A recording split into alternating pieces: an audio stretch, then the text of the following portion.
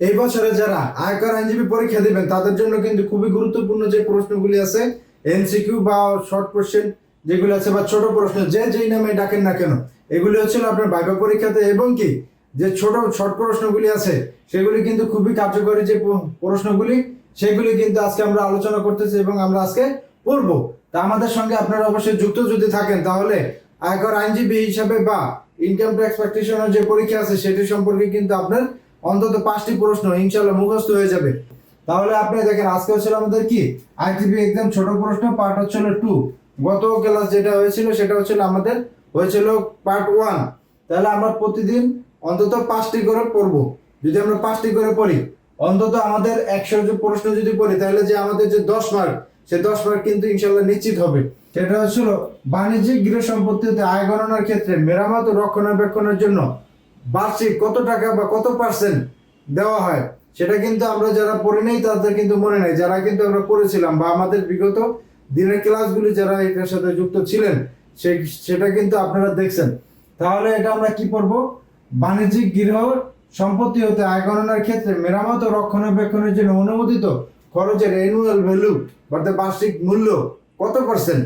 সেটা হচ্ছে আমরা যদি উত্তরটা এখানে লিখি, যদি এখানে আমি দাগ দিয়ে দেই তাহলে হচ্ছে উত্তর, এটা হচ্ছে সিরিয়ালে থাকবে। উত্তর হচ্ছে আমার 30%। জাস্ট আমরা 30% এখানে লিখে দিব। তাহলে কি হলো, সেটা হচ্ছে বাণিজ্যিক গৃহ সম্পত্তি হতে যদি আপনার কোনো আয় থাকে তাহলে এটা হচ্ছে, এটা কিন্তু বইয়ের সাথে মিলতেছে না আমি যেটা বলতেছি এখন। সেটা হচ্ছে বাণিজ্যিক গৃহ সম্পত্তি থেকে যদি আপনার কোনো আয় থাকে তাহলে সেই ক্ষেত্রে যদি আপনি খাতাপত্র সংরক্ষণ না করেন বা আপনার কাছে ওইটা যদি কোনো ধরনের তথ্য না থাকে, তাহলে আপনি যখন ট্যাক্স গণনা করবেন তখন হচ্ছে আপনি 30% মেরামত আর হচ্ছে রক্ষণাবেক্ষণ কাজের জন্য 30% ছাড় পাবেন। এখানে যেহেতু আপনি একটা বলেন আরেকটি বোনাস, সেটা হচ্ছে এটা হচ্ছে বাণিজ্যিক। যদি আপনার এটা আবাসিক হইতো তাহলে হচ্ছে আপনার এই মেরামত ও রক্ষণাবেক্ষণ কাজের জন্য আপনার হচ্ছে 25% অনুমোদনযোগ্য খরচ বা বিয়োজন হিসাবে পরিগণনা করতে পারতেন। সেটা হচ্ছে বাণিজ্যিকের বা আবাসিকের ক্ষেত্রে 25%। আর যেহেতু এটা বাণিজ্যিক এই জন্য হচ্ছে 30%। আপনাদের যদি বুঝতে সমস্যা হয় তাহলে আপনারা কিন্তু অবশ্যই কমেন্টে জানাবেন। এই হলো 1। 2 নম্বরটা কি, ব্যক্তি করদাতার ক্ষেত্রে আয়কর রেয়াতের সর্বোচ্চ সীমা কত। ব্যক্তি রেয়াতের ক্ষেত্রে আয়কর সর্বোচ্চ সীমা আপনারা কিন্তু গত যেই ক্লাসগুলি ছিল আমরা যখন রেয়াতের অঙ্ক করছি আমরা কিন্তু এই ছোট প্রশ্ন পড়ার আগে কিন্তু আমরা বড় প্রশ্ন এবং থিওরি কিন্তু শেষ করে আসছি। সেক্ষেত্রে কিন্তু আপনাদের ভুল হওয়ার কথা না।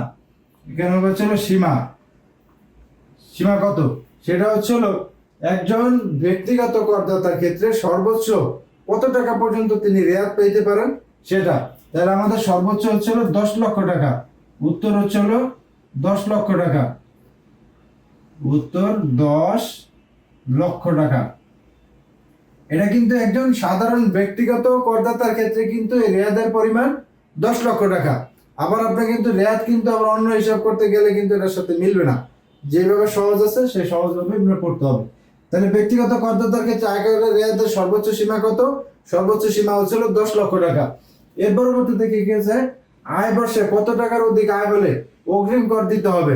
একজন ব্যক্তিগত করদাতার কত টাকা আয় হলে বলতে অগ্রিম মানে কত টাকা তার করযোগ্য আয় হলে তার অগ্রিম কর দিতে হবে। সেটা হচ্ছিল উত্তর 6 লক্ষ টাকা।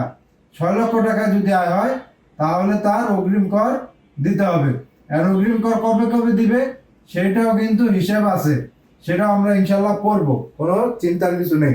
যদি আপনি আমাদের সঙ্গে যুক্ত থাকেন কর আইনজীবী পরীক্ষার ইনশাল্লাহ যত ধরনের প্রস্তুতি আছে, যত প্রয়োজন ইনশাল্লাহ আমরা এখানে ফ্রিতে, কোনো ধরনের টাকা পয়সা লাগবে না ভাই, ফ্রিতে টিউটোরিয়াল আকারে প্রকাশ করা হবে। তাহলে কি আয় বর্ষে কত টাকার অধিক আয় হলে অগ্রিম কর দিতে হবে, সেটি হচ্ছে আমার 6 লক্ষ টাকা। এর পরবর্তীতে যেটা আছে সেটা হচ্ছে উপকর কমিশনার কর্তৃক ব্যক্তিগত করদাতাদের বিরুদ্ধে আপিল দায়েরের ক্ষেত্রে আপিল ফি এর পরিমাণ কত। আপনি যদি সাধারণ একজন করদাতা হয়ে থাকেন আপনারও কিন্তু এই বিষয়টি জানা জরুরি। যদি আপনি পরীক্ষা দেন তাহলে আলহামদুলিল্লাহ, এর পরবর্তীতে যদি নাও দেন তার পরবর্তীতে কিন্তু আপনার এটা যুক্ত হতে হবে। কেননা আপনি যেহেতু বাংলাদেশের একজন নাগরিক, আপনার কিন্তু ট্যাক্স সম্পর্কে আইন বা আপনার যে কোনো আইন জানা কিন্তু আপনার অধিকার আছে এবং যে কোনো আইন জানা আপনার প্রয়োজন। তাহলে আপিলের বিরুদ্ধে যদি কর কমিশনার যদি কোনো একটা রায় দেন, সেটা কি উপকর কমিশনার কর্তৃক ব্যক্তিগত করদাতার বিরুদ্ধে যদি কোনো আপিল করতে হয়, তাহলে তার ফি কত টাকা নেবেন? 2 লাখ, 5 লাখ, 7 লাখ? না, এটার ফি মাত্র হচ্ছে হলো, বলেন তো আপনারা কে কে জানেন? যদি জানেন তাহলে অবশ্যই উত্তরটি কমেন্টে জানেন। উত্তর হচ্ছে হলো মাত্র 200 টাকা। মাত্র 200 টাকা। কত টাকা? মাত্র 200 টাকা। সেটা কি উপকর কমিশনার কর্তৃক ব্যক্তিগত করদাতার কর আদেশের বিরুদ্ধে আপিল দায়েরের ক্ষেত্রে আপিল ফির পরিমাণ কত? আপিল ফির পরিমাণ মাত্র 200 টাকা। এর পরবর্তীতে 5 নম্বরটি কি আছে? ব্যক্তিগত করদাতা আয়কর রিটার্নে কে স্বাক্ষর করতে পারেন?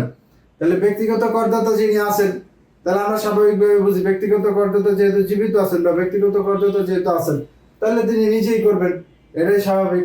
তাহলে আমার 5 নম্বরটার উত্তর কি হবে? করদাতা নিজেই। উত্তর হবে হচ্ছিল উত্তর করদাতা, করদাতা নিজেই। এই হচ্ছিল আমাদের আজকে 5টি প্রশ্ন।